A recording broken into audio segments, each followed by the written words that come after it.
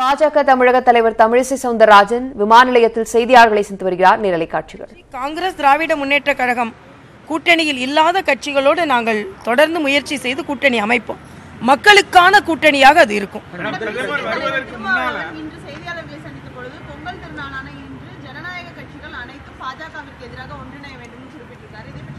பொங்கல் திருநாள் என்று நானும் சொல்கிறேன். ஜனநாயகத்திற்கு ஆதரவான கட்சிகள் எல்லாம் நாங்கள் யாரும் ஜனநாயகத்துக்கு எதிரான கட்சி இல்லை.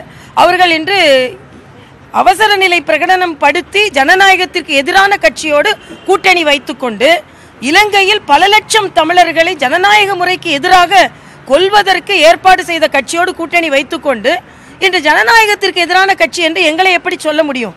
இன்னைக்கு ஜனநாயகத்திற்கு ஆதரவான கட்சி ஒரு குடும்ப ஆட்சியிலிருந்து விடுபட்டு காங்கிரஸ் அல்லாத ஒரு பிரதமர் 5 ஆண்டுகள் வாஜ்பாய்க்கு அடுத்தால் 5 ஆண்டுகளை நிறைவு செய்கிறார் என்றால் அது மரியாதைக்குரிய மோடி அவர்கள்.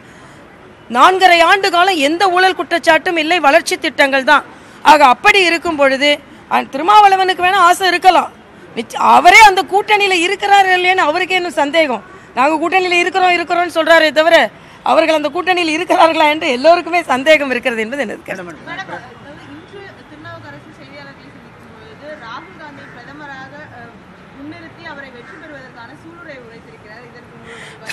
காங்கிரஸ் வேறு நிச்சயமாக நான் சொல்லல. இன்னைக்கு இந்தியா முழுவதும் எடுத்த கருத்து கணிப்புகளில் 50% மேல் மோடி அவர்கள் தான் பிரதமராக இருக்க வேண்டும் என்று சொல்லி இருக்கிறார்கள். ராகுலுக்கு 20% மக்கள் ஆதரவு தந்திருக்கிறார்கள். அதனால நான் சொல்லல, அனைவருமே சொல்கிறார்கள்.